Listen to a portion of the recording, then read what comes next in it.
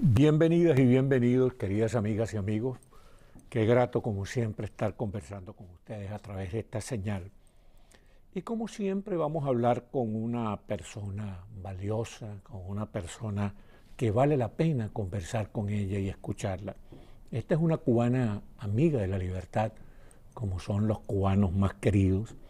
Es una doctora en química, catedrática universitaria, escritora. Bueno, y vamos a hablar de ella, vamos a hablar con ella, de su familia, de su libro, de todas esas cosas. El libro se llama El poder de un sueño, una travesía de resiliencia, una palabra que está de moda últimamente. Se trata de Gladys Barrio. Bienvenida, querida Gladys. Gracias, Alexis. 1.000.000 de gracias por invitarme a tu programa. Es un honor para mí. El honor es nuestro, el honor es nuestro. Que me hayas invitado, y gracias a tus televidentes por recibirme en sus hogares. Muchas gracias. Ahora, fíjate tú, tengo entendido que tú llegaste a los Estados Unidos desde Cuba muy tempranito, ¿no? Muy joven, sí, muy niña, ¿no? Háblanos un poco de cómo fue la trayectoria de tu familia y tuya desde Cuba para después pasar a otras latitudes.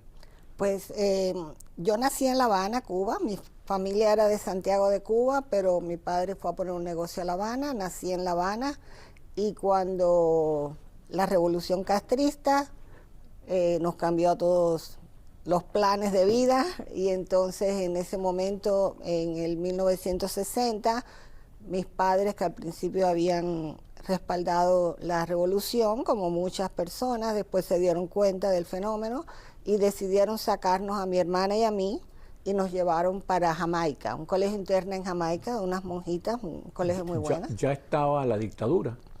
Sí, eso fue en el 60, la dictadura fue en el 59, en noviembre del 60, mis padres decidieron sacarnos a mi hermana y a mí de Cuba. Ellos se quedaron tratando de aguantar los negocios y las propiedades, y entonces, pero mi madre, que había pasado la guerra de España, tenía mucho miedo que fuera a pasar en Cuba algo parecido. ¿Y era española? ¿Era de origen español? Mi madre es de origen español, sí.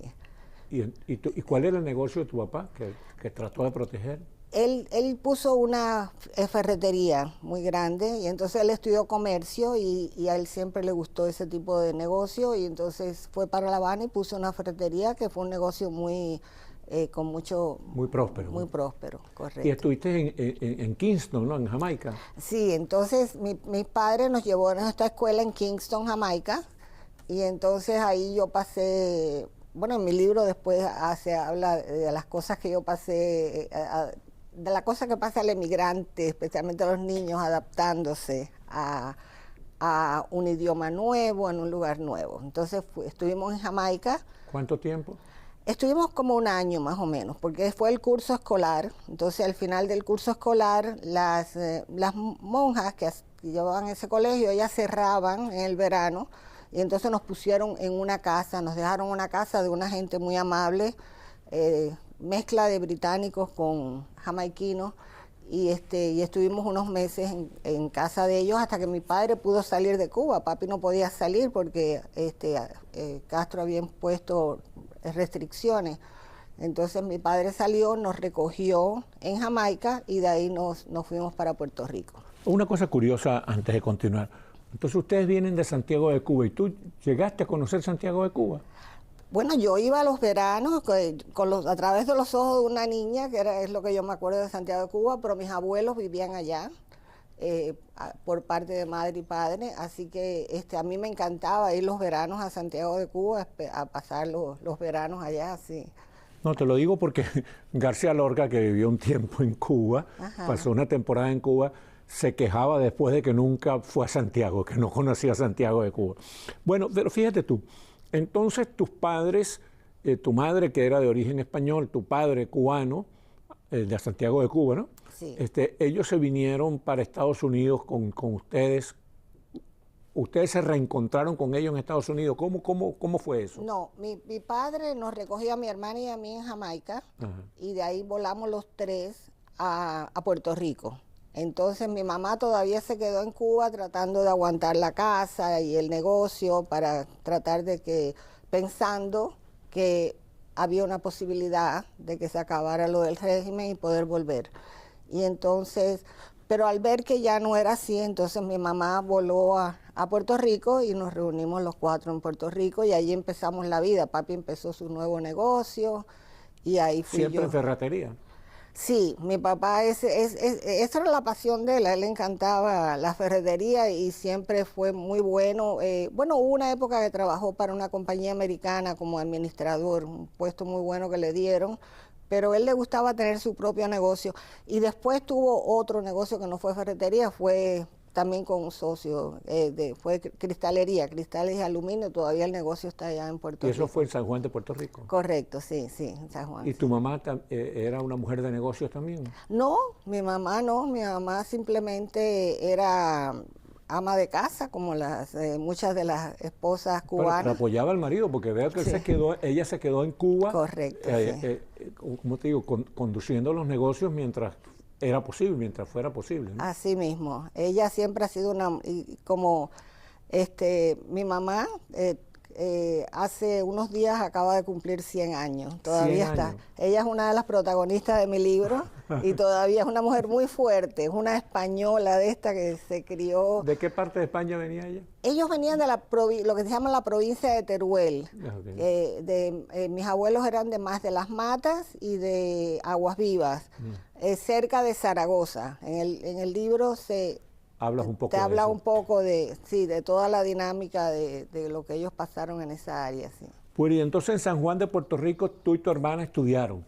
Estudiamos el elementary, escuela mediana, high school, y entonces yo entré en la Universidad de Puerto Rico. Vivimos en varios lugares en Puerto Rico, entre ellos Ponce y San Juan, y entonces entré en la Universidad de Puerto Rico y ahí fue donde yo me enamoré con la carrera de química. Yo no sabía, cuando entré no sabía que iba a estudiar.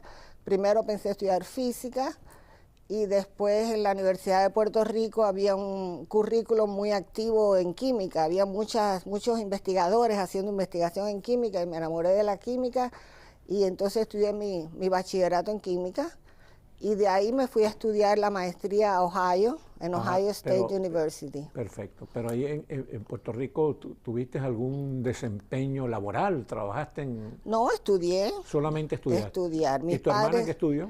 Mis padres nunca quisieron que yo trabajara. Es más, una vez se pusieron muy bravos porque yo quería ser como mis amigas, hacían un trabajito en la tienda, de eso, ¿no? qué sé yo, y ellos se pusieron bravísimos porque ellos querían que yo estudiara. Para ellos eso era muy importante. Mi hermana se casó jovencita y entonces estudió curso de secretarial y entonces hizo trabajo de secretaria mientras el esposo terminaba la carrera de ingeniería. ¿Y el esposo era boricua o cubano? No, cubano. El esposo eso también está en el libro, el esposo de mi hermana era el hijo de uno de los mejores amigos de mi papá en Cuba. Y entonces cuando vinieron a Puerto Rico y se encontraron, pues se enamoraron y así que se unieron las familias. Sí. Bueno, entonces así fue que entonces te viniste para Ohio a completar tu doctorado en química. No,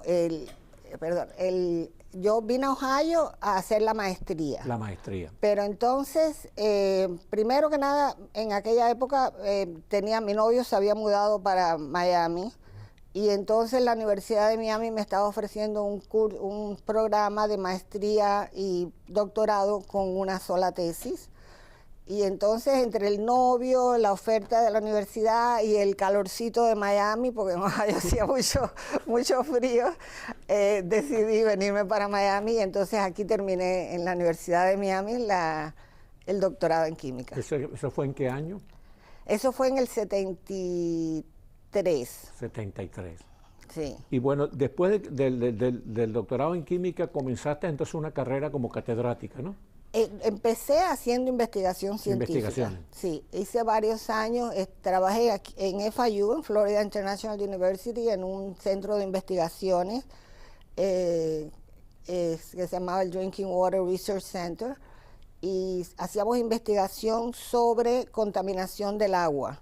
Como aquí hay tanto problema de que tenemos el aquifer, el agua muy cerca de la tierra, Aquí hay muchos problemas con eso y entonces toda mi investigación y gracias a eso pude presentar y tengo como más o menos como 25 entre publicaciones y presentaciones sobre este tópico. Aunque mi doctorado fue en termodinámica, que es entre química y física, la investigación que hice fue más bien ambiental, más bien...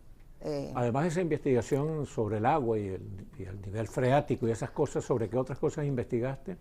No, toda mi investigación fue en eso. Eso era un campo tan extenso y había tantas compañías que tenían problemas grandes que les querían cerrar las plantas por contaminación. Entonces, en ese momento había me dieron grants para hacer la investigación. Porque había mucha necesidad de ese tipo de investigación. Así estaban muy contaminadas nuestras aguas aquí, el río Miami, el lago Okeechobee. ¿Cuál era la situación? No, fíjense, las contaminaciones más grandes, porque como yo me dedicaba a un producto que es un producto o sea, que quita la grasa, antidegrasante, teníamos esa contaminación cerca del aeropuerto, que lo usaban para los aviones y eso. Pero el grant más grande yo lo recibí de IBM, de una compañía que tenían en Vermont, que ellos sí tenían un problema enorme porque el contaminante ese cae en el agua y cuando cae en el agua se transforma, es biotransformation, transformación biológica, y entonces se transforma en otras sustancias que son más dañinos a la salud. Algunos de ellos son hasta carcinógenos y entonces tuvimos que desarrollar un método para tratar de combatir ese problema. Estudiar qué es lo que pasaba y buscar formas de resolverlo. Bueno, fíjense ustedes, queridas amigas y amigos, que siempre les digo que uno entrevista aquí gente provechosa, gente que está trabajando por la comunidad, gente que me gusta identificarla con el mandamiento mosaico del amor al prójimo, la gente que trabaja para que el prójimo esté mejor, viva mejor. Entonces tú, bueno, te hiciste todas esas publicaciones científicas y después te dedicaste ya, por ejemplo, aquí tengo anotado que tuviste un periodo en las escuelas públicas de Miami-Dade. Correcto. Por cierto que este canal tiene mucho que ver con las escuelas públicas de Miami-Dade. Hubo un intervalo de que los grants, cuando uno trabaja con dinero de grants, los grants a veces no entran. Entonces en ese intervalo yo dije, voy a entrar a trabajar con las escuelas públicas. Y yo digo, después que uno entra ahí es difícil salir porque es tan interesante el trabajo y tantas cosas. Y de ahí entonces me convertí primero enseñé y después me convertí en supervisora de los programas de ciencia y directora ejecutiva. Y estuve a cargo de la Feria de Ciencia del Condado y todo lo que... ¿Esa feria sigue existiendo? Sí. Sí, sigue se hace todos los años. Todos los años, sí. Perdóname la ignorancia, pero... Sí. Pero muy interesante. Muy interesante, porque imagínate, es una de las cosas que tienen relevancia, ¿no? Especialmente ver la creatividad de los estudiantes y el trabajo de los estudiantes es una cosa maravillosa, de verdad. Sí, y estimular a los muchachos a que sean creativos, así que mismo. realmente se comprometan con la innovación.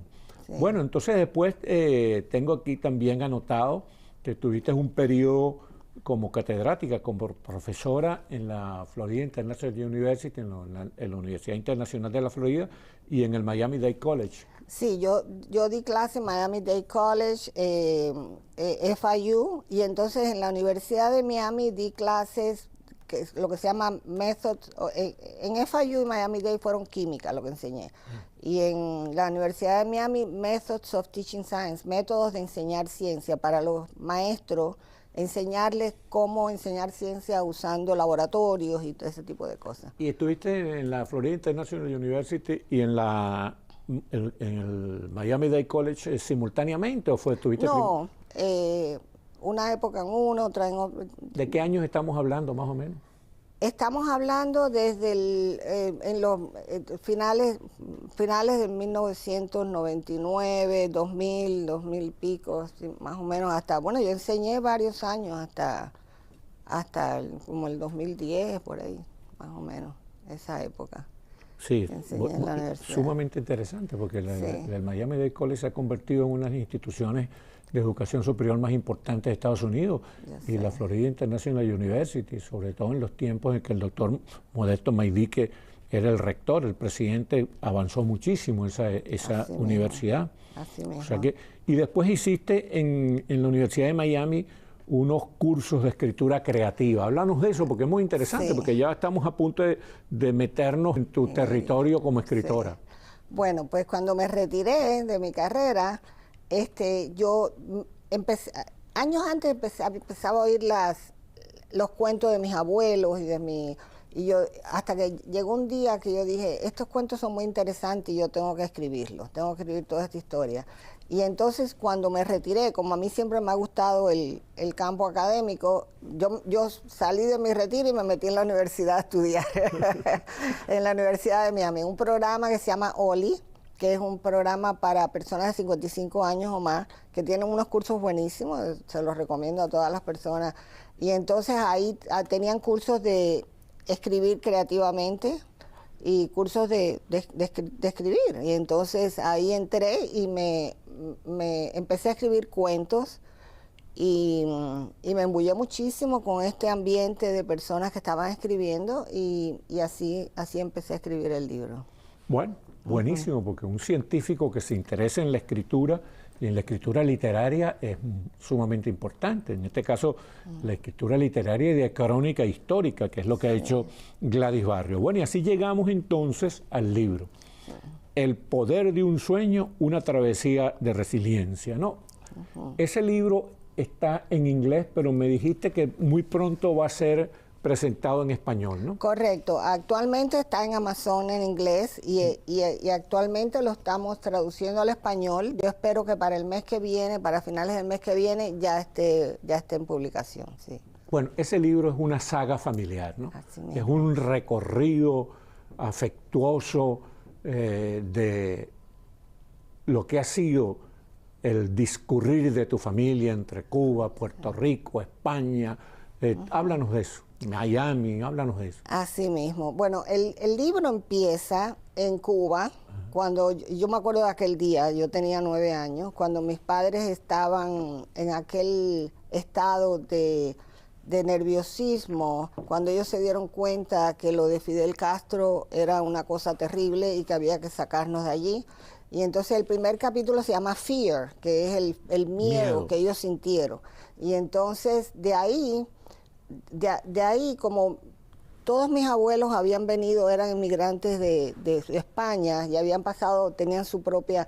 De ahí el libro traslada al leyente, a la persona prácticamente de una tragedia a otra. Pues. Así mismo, lo traslada para principios del 1900 en España. La familia de mi padre eran 5 hermanos que quedaron huérfanos. Y entonces era como ellos trataron de sobrevivir en España. Entonces uno de ellos, el mayor, se coló como polizón en un barco y fue a Cuba como polizón. Y llegó a Cuba... Así llegó el primero de ustedes a Cuba. Así el primero. Y entonces el primero era un tío abuelo. Y entonces, ¿cómo se llama? Él hizo... él, imagínate, tenía 13 años y él se tiró a trabajar. Esos españoles de antes que eran gente muy recia, gente laboriosa, gente de trabajo, gente recia.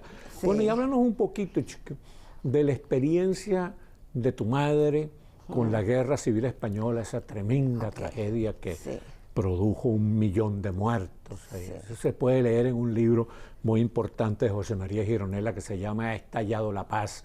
Eso fue realmente algo espantoso, la Guerra Civil Española. ¿Cómo fue la experiencia de tu madre en ese proceso? Bueno, se sabe que esa fue una de las guerras más sangrientas, guerras civiles más sangrientas que se ha documentado. Entonces mi mamá tenía 10 o 11 años cuando... lo simpático es que mis abuelos nacieron en España. Entonces mi abuelo y mi abuela, era aquella época, había muchos españoles que iban a Cuba. Mi abuelo y mi abuela deciden ir a Cuba a empezar su vida y compran una pequeña finquita por allá por la Sierra Maestra y empiezan un sembrado de café. Y entonces les va muy, muy bien. Y ahí es donde mi mamá nace en Cuba porque ellos van a Cuba. Pero mi abuelo dice, vamos, ahí no había cerca colegios, entonces quieren volver a España para dar una educación, a los hijos, pero con tan mala suerte que cuando vuelven, no inmediatamente, pero poco tiempo después que estalla la guerra. En 1936. Correcto, que estalla la guerra en 1936. ¿Y cómo le fue a ella en la guerra? Terrible. Porque la gente sufrió muchísimo en esa Terrible. guerra. Hay un capítulo... Tanto republicano como nacionalista, porque fue algo horrible. Sí, mi familia no era ni uno ni otro, ellos eran ciudadanos como todos tratando de sobrevivir. Ellos cuando hay un capítulo donde narra, donde ellos están en su pueblecito y entonces viene un primo y les dice que los frentes, porque cuando venían los dos frentes se reunían en un pueblo y acababan con el pueblo,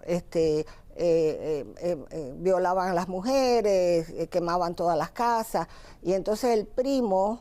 Sí, lo más terrible es que los excesos fueron de parte y parte, de republicanos y de nacionalistas. De parte y parte. Tremendo, tremendo. Entonces, este primo los alerta a ellos de que vienen esos dos frentes, los mete en un camioncito y los lleva un poco al sur de España, donde no hay problema.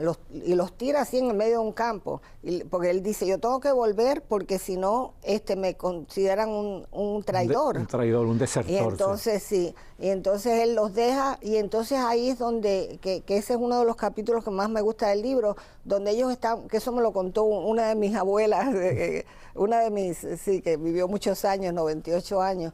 Ellos empiezan van por un camino y sienten las bombas y entonces mi abuelo se tiene que robar lo que encuentra en el camino y un día le tiran los perros y tiene que salir corriendo, o sea, lo que pasan es horrible. Hasta que por fin llega a un pueblito al sur que se llama Cheste y ahí ya ellos vivieron bien hasta el final de la Guerra de España.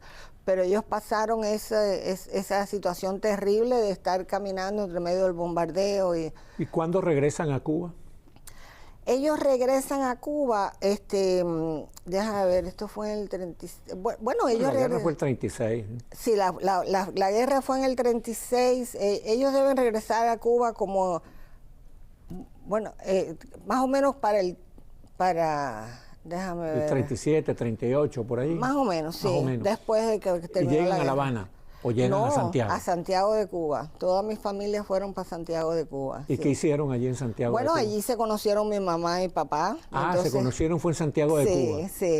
Sí. Entonces, ahí está la parte...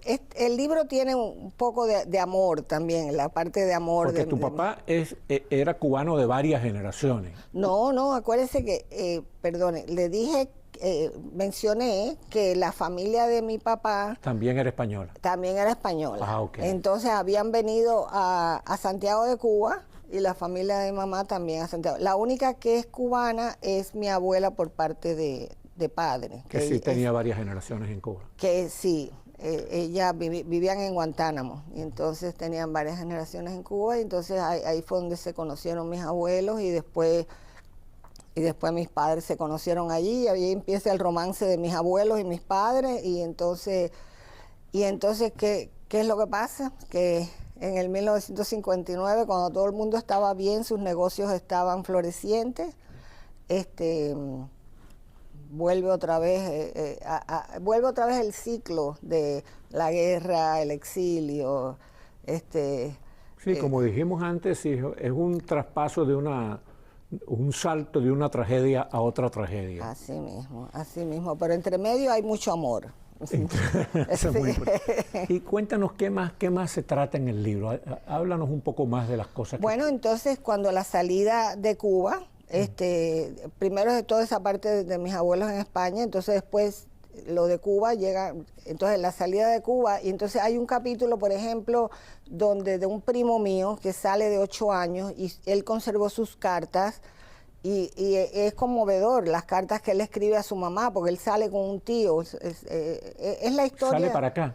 Él sale para España, porque España. Es la historia de que los cubanos llegaron a un momento en que pensaban que a los hijos varones se los iban a llevar al servicio militar y entonces buscaban cómo mandar a los hijos. Y de ahí salió la operación Pedro Pan. Ahí salió la operación Pedro Pan. Entonces ahí mi primo sale con un tío y entonces a España. Pero las cartas de él son muy conmovedoras. ¿A Madrid? A Madrid, sí. Y entonces él las cartas de él son muy conmovedoras, me decía. Sí, porque todo lo que él pasa y como tienen que comer en comedores populares, y como un día él se pierde en un tren siendo un niño chiquito, y las cartas de él son muy conmovedoras. Entonces el libro habla de eso, de la experiencia no solamente de los adultos, sino la experiencia de los niños. Muy interesante, ¿no? Porque la gente suele